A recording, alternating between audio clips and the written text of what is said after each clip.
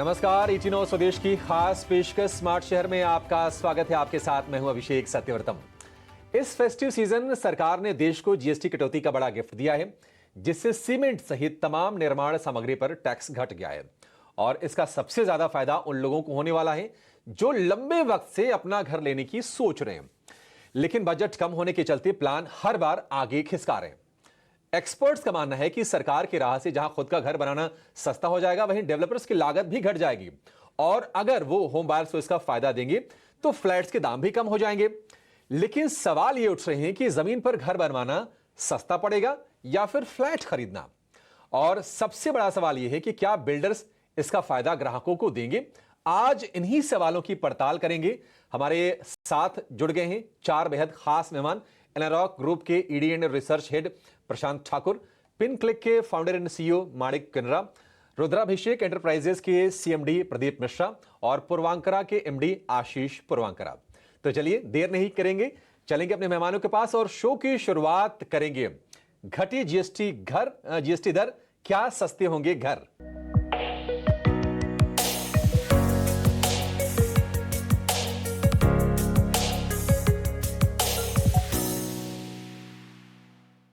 तो हमारे साथ हमारे तीनों के तीनों एक्सपर्ट जुड़ गए हैं। प्रशांत जी, माणिक जी और प्रदीप जी, आशीष जी, आप सभी का बहुत शुक्रिया। स्वागत है आपका इटिनो स्वदेश पर इस खास शो में। और ये ऐसा टॉपिक है कि सभी के दिलों के करीब है, क्योंकि ये देश ऐसा है जहां पर घर सबसे बुनियादी जरूरत है। और बात जब इसकी होती है कि क्या घर सस्ते होंगे, तो सबके मन में थोड़ा कौतूहल पैदा होता है। अब सरकार ने अपना काम तो कर दिया है और हम देख रहे हैं कि जो अफोर्डेबल हाउसिंग में है, थोड़ी डिमांड स्लो हो रही थी। प्रशांत जी, जरा आप बताइए, क्योंकि आप थोड़ी समग्रता में चीजों को रिसर्च करते हैं, समझते हैं। बाकी हम जाएंगे अपने अन्य मेहमानों के पास भी। शुरुआत आपसे कर लेते हैं। आप जरा ये बताइए कि जीएसटी में रिडक्शन को बिल्डिंग मटेरियल्स पर, क्योंकि टाइल पर, फ्लाई ऐश ब्रिक पर, सीमेंट पर, तमाम चीजों पर जीएसटी घटा है। आपको लगता है कि जो डिमांड थोड़ी सी स्लो हो रही थी, क्या इसको ये थोड़ा टाइट कर पाएगा? क्या मदद मिलेगी रियल एस्टेट सेक्टर को इससे? देखिए, डिमांड कम होने का कारण मैं बोलूंगा कि एक सबसे मेजर फैक्टर ये था कि प्राइसेस बहुत बढ़ गई हैं, और जिसकी वजह से हमने थोड़ी सी बायर्स के तरफ हिचकिचाहट देखी है परचेज को लेकर, खास करके अफोर्डेबल सेगमेंट जो कि बिल्कुल ही श्रिंक हो गया है। देखिए, जीएसटी रिडक्शन से मुझे नहीं लगता कि बहुत ज्यादा फर्क पड़ने वाला, जिसकी वजह से बायर कल ही आपको आकर खरीदारी कर लेगा। पर ये एक पॉजिटिव मूव है। कंस्ट्रक्शन मटेरियल कॉस्ट काफी कमी आई। फॉर एग्जांपल सीमेंट और स्टील पे काफी जीएसटी रिडक्शन हुई है। तो मुझे लगता है ओवरऑल कॉस्ट ऑफ कंस्ट्रक्शन में थोड़ी कमी तो आएगी ही आएगी। और जिस वजह से आप देखिए प्राइसेस बढ़े हैं रियल एस्टेट के, उसमें सबसे मेजर कंट्रीब्यूशन लैंड का है। ओवरऑल आप देखिए पिछले 2-3 साल में कंस्ट्रक्शन कॉस्ट मोटा मोटी सेम ही रहा है। हाँ, ये हमने देखा था कि कोविड के तुरंत बाद जब हमने देखा था कि सप्लाई चेन डिस्ट्रप्शन हुई थी, तब प्राइसेस काफी तेजी से ऊपर चले गए थे, पर उसके बाद स्टेबलाइज रही। प्राइसेस के ऊपर जाने का मेन कारण रहा है लैंड प्राइसेस में भारी उछाल जो हमने देखी है। पर ये ओवरऑल एक अच्छी मूव है, खास करके उनके लिए जो अफोर्डेबल हाउसिंग में ऑपरेट करते हैं। और दूसरी सबसे बड़ी राहत उनको पहुंचेगी जिनको खुद का घर कंस्ट्रक्ट करना है। आपके पास जमीन है, आपने खुद से अगर कंस्ट्रक्शन करना है अपने सेल्फ यूज के लिए, तो आपको अपने बजट में आपको थोड़ी सी बचत दिखेगी। ठीक है, निश्चित तौर पर अगर आपको खुद का घर बनवाना है तो थोड़ी सी आपकी सेविंग होगी, थोड़ी सी कॉस्ट आपकी कम हो जाएगी। लेकिन प्रश्न ये है कि घर अगर सस्ते होते हैं, अगर तो वो कितने होते हैं? प्रदीप जी, आप तो एक मतलब दोनों ही साइड पर आप पकड़ रखते हैं कि रियल एस्टेट के डायनेमिक्स को भी आप समझते हैं और बाकी एज ए कंसल्टेंट भी आप हमारी मदद करते रहते हैं। जरा बताएंगे कैलकुलेशन क्या कहता है? मान लीजिए किसी को अगर 1000 फीट का अगर फ्लैट खरीदना हो, मैं छोटे फ्लैट की बात कर रहा हूं, तो आपके हिसाब से आगे प्राइसेस में कितनी कमी आ सकती है? आपने क्या कैलकुलेशंस किए हैं? क्योंकि कैलकुलेशन तो आपने किए ही होंगे कुछ ना कुछ सरकार के इस डिसीजन के बाद। कैलकुलेशन के हिसाब से ऑन एन एवरेज 5% की कॉस्ट सेविंग है प्रॉपर्टीज में, और जो कि एक बहुत बड़ी सेविंग है। 5% इज अ सम्पचुअस अमाउंट। इसमें एक क्रिटिकल एस्पेक्ट है कि जो मटेरियल है डेवलपर जो यूज करते हैं, उसके जो सप्लायर हैं, चाहे स्टील है, सीमेंट है, टाइल्स हैं, सीपी फिटिंग्स हैं, अगर वो जो जीएसटी का बेनिफिट आगे पास कर रहे हैं डेवलपर को, या वो दूसरे शब्दों में कहें तो उसके प्राइस को ग्रेजुअली वो अगर इंक्रीमेंट नहीं आ रहा है और वो पास हो जा रहा है प्राइस, तब तो ये 5 to 10% के बीच में है। जहाँ पे फिनिशिंग एलिमेंट ज्यादा है, इंटीरियर का काम ज्यादा है, वहाँ 10% तक का सेविंग है। और कोर हाउस की अगर बात करें तो 5% की सेविंग है, जो ये बड़े इजिली पास हो सकती है कंज्यूमर्स को। जी, ठीक है, कम से कम 5% की सेविंग होगी और ये कंज्यूमर को पास ऑन की जा सकती है। प्रश्न ये उठ रहा है कि क्या बिल्डर्स पास ऑन करेंगे, क्योंकि कीमतों को जो बेनिफिट्स मिलते हैं उसको पास ऑन करने के पीछे एक मेजर फैक्टर ये होता है कि डिमांड की सिचुएशन क्या है। थोड़ी सी डिमांड स्लो हो रही है, मे बी कि इसको रिवाइव करने के लिए खास तौर से अफोर्डेबल हाउसिंग में बिल्डर ग्राहकों को फायदे दें। और जैसा कि हम चर्चा कर भी रहे थे कि काफी ज्यादा प्राइसेस ऊपर चले गए थे, लैंड की कॉस्ट बढ़ गई थी। मानिक जी, जरा आप बताइए कि इस वक्त जो डिमांड की सिचुएशन है, अगर मैं देश के अगर हम टायर 1 और टायर 2 सिटीज की बात करें तो सिचुएशन कैसी है, और इस सिचुएशन को देखते हुए क्या आपको लगता है कि ग्राहकों को तैयारी कर लेनी चाहिए, घर सस्ते होने वाले हैं? जो अगर हम अब ये डिपेंड करता है हम किस चीज से कंपेयर कर रहे हैं। अगर हम कंपेयर कर रहे हैं आज से 2 साल पहले से कि क्या वेलोसिटी पे घर बिकते थे, कोविड के बाद डिमांड में काफी फुर्ती आई थी, तो डेफिनेटली वेलोसिटी काफी कम हो गई है। बट अगर हम वैसे देखें कि रियल एस्टेट में जिस स्पीड से घर बिकता था हिस्टोरिकली, आई थिंक जो बड़े डेवलपर्स हैं जिनके प्रोडक्ट्स ठीक जगह पे हैं, जिन्होंने प्राइसिंग ब्रॉडली ठीक लॉन्च करा है, उन सबको वेलोसिटी का इतना इम्पैक्ट नहीं आया है।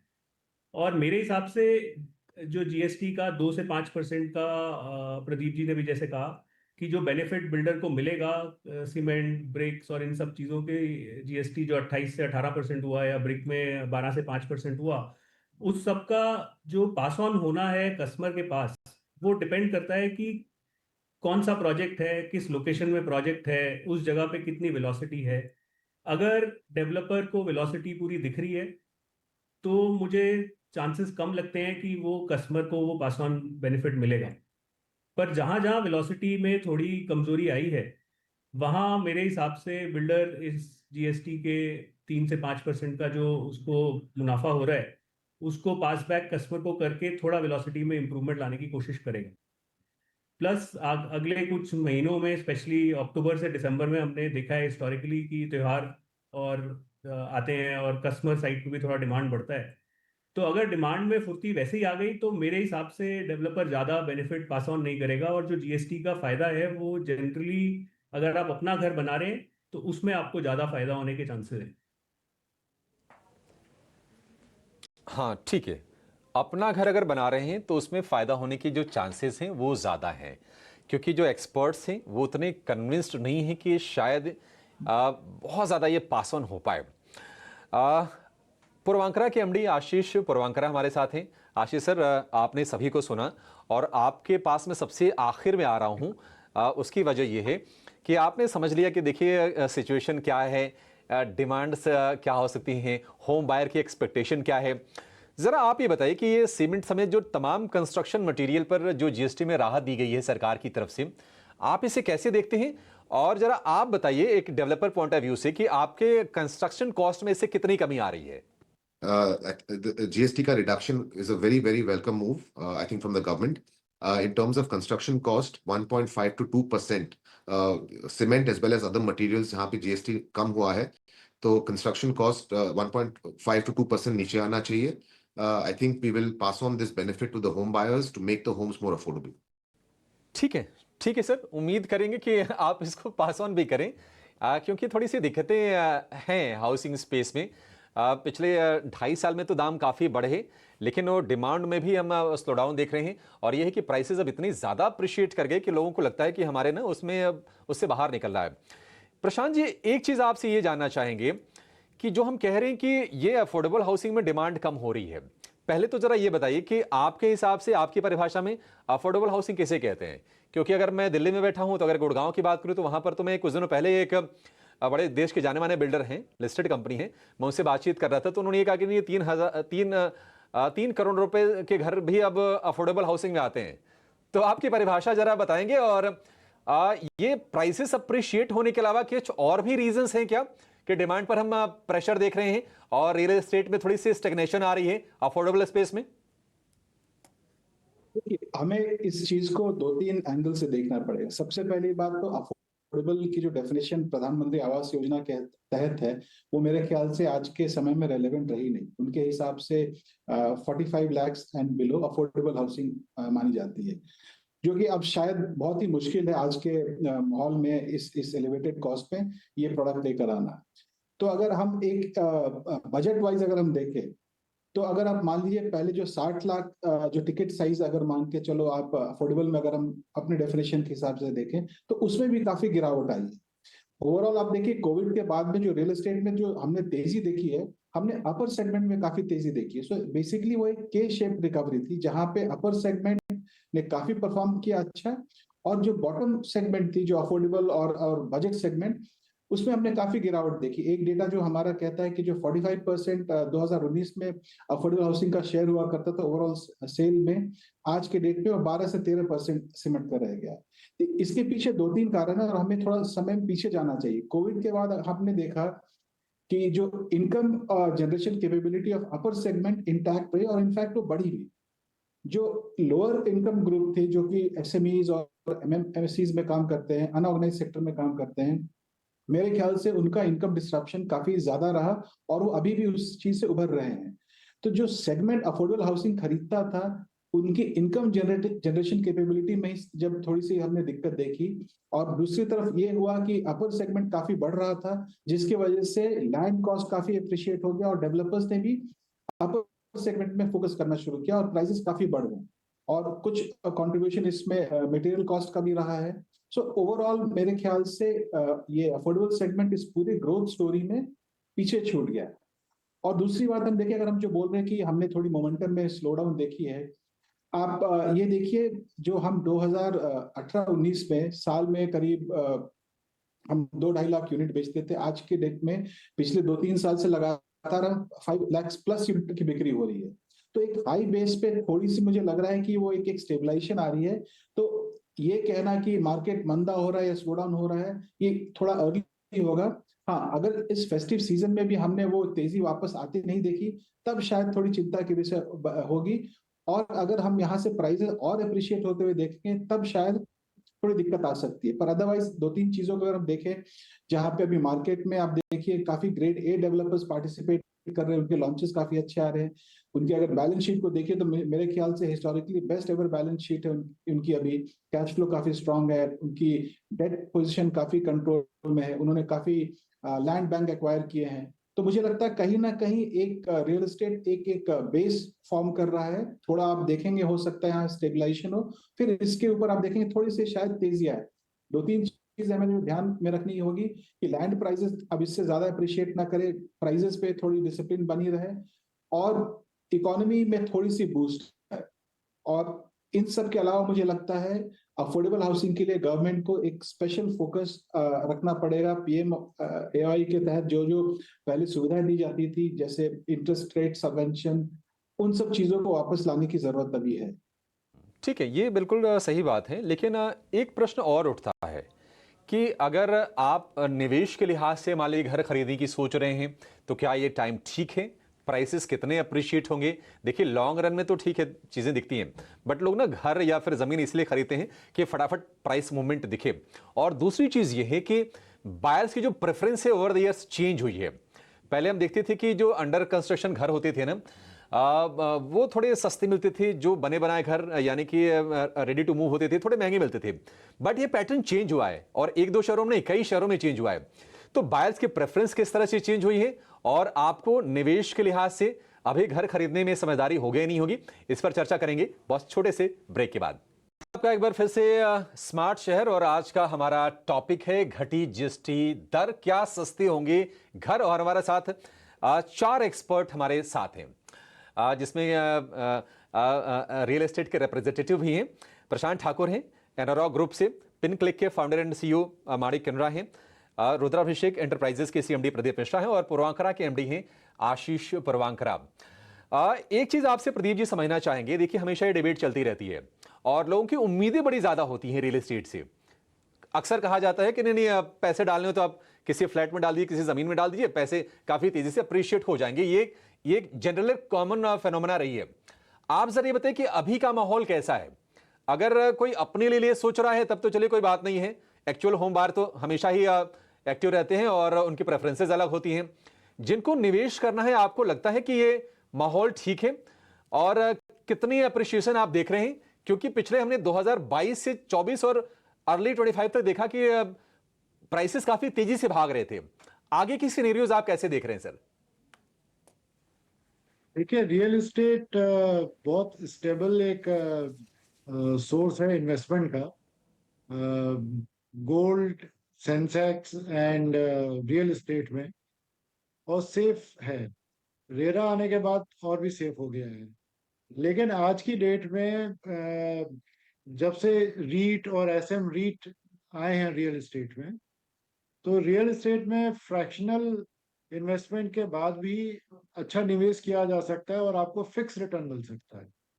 पहले क्या था कि आपने प्रॉपर्टी ले ली, जब रीसेल किया तो आपको उसमें पैसा मिलेगा, प्रॉफिट मिलेगा। तो जो क्लाइंटल अभी भी टोटल इन्वेस्टमेंट करके रजिस्ट्री करके भूल जाना चाहता है, बाद में बेचेगा, वो जनरली प्लॉट में इन्वेस्ट कर रहा है।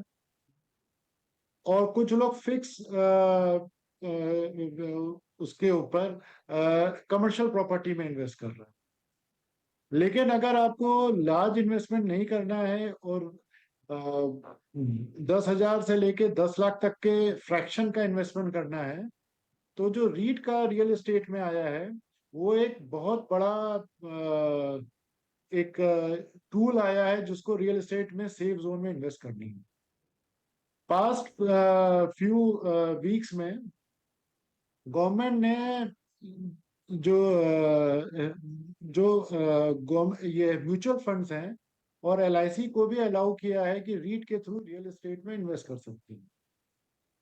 अगर हम कॉर्पस देखें, जो म्यूचुअल फंड का को अलाउ किया गया है, एनएलआईसी को किया गया है, प्लस जो अदर फंड रीट के थ्रू रियल एस्टेट में इन्वेस्टमेंट में फ्रैक्शनल इन्वेस्टमेंट में आ रहे हैं, वो करीबन 10 लाख करोड़ के हैं। वो फिगर इतनी बड़ी है कि जितने अभी स्टॉक अवेलेबल है नहीं, अभी तो शुरुआत है। तो रियल एस्टेट का ये राइट टाइम है। अगर कोई आदमी इस समय इन्वेस्ट करता है तो आने वाले समय में ग्रोथ बहुत आएगी और एश्योर्ड रिटर्न भी है इसमें, अगर रीट के थ्रू जाता है तो रियल एस्टेट में तो इन्वेस्टमेंट होगा, खूब जम के होगा। और अगर कमर्शियल में नहीं कर रहा है तो प्लॉट में होगा, विला और फ्लैट्स में जनरली अब लोग सेल्फ यूज के लिए तो इन्वेस्ट कर रहे हैं, लेकिन एज अ इन्वेस्टर नहीं कर रहे कि प्री लॉन्च में लगा दिया, बाद में अप्रिशिएशन लिया और बाहर हो गए। वो पास में होता था, लेकिन अब तो रेरा इन सब के आने के बाद से इन सब चीजों में लोग विश्वास नहीं रख रहे हैं। आपने रेरा का जिक्र किया तो मैं रेरा से ही जुड़ा एक सवाल आपसे पूछना चाहता हूं। देखिए, जो भी होम बायर्स होते हैं, जो प्रॉपर्टी ओनर्स होते हैं, कई बार उनकी शिकायतें होती हैं तो बिल्डर खिलाफ वो रेरा में जाते हैं। कई बार कारपेट एरिया को लेकर, कई बार कुछ क्लॉजेज को लेकर तमाम चीज़ें होती हैं। लेकिन कहा यह जाता है कि मुश्किल जो होती है वो फ्लैट ओनर को या फिर घर के खरीदार को होती है और जो जुर्माने की रकम होती है वो रेरा के पास चली जाती है। तो कितना इफेक्टिव टूल है? थोड़ा क्रिस्प आंसर इस पर चाहूंगा। आपको लगता है कि रेरा के फॉर्मेट में या फिर कुछ रेगुलेशन में भी बदलाव करने की जरूरत है?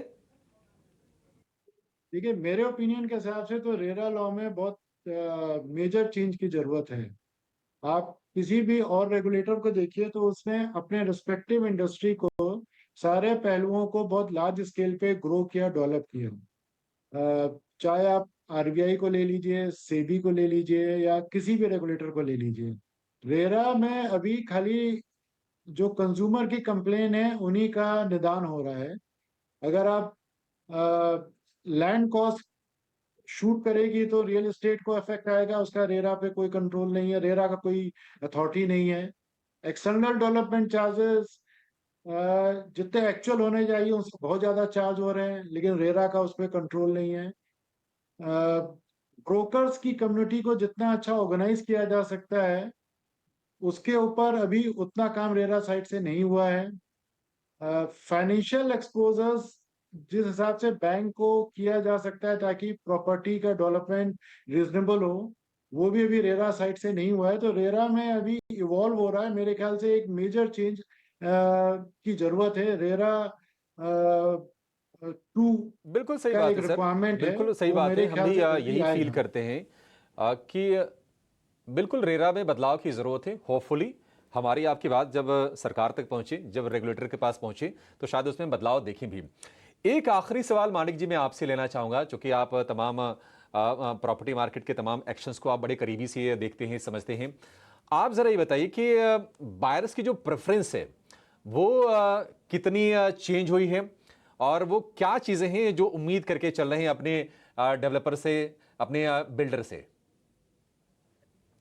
तो बायर आई थिंक कोविड के बाद, क्योंकि बहुत ज़्यादा लोगों ने घर से काम करना शुरू कर दिया था, तो हर बायर की रिक्वायरमेंट जी में थोड़ा बड़ा फ्लोर प्लेट का प्रेफरेंस आ गया था।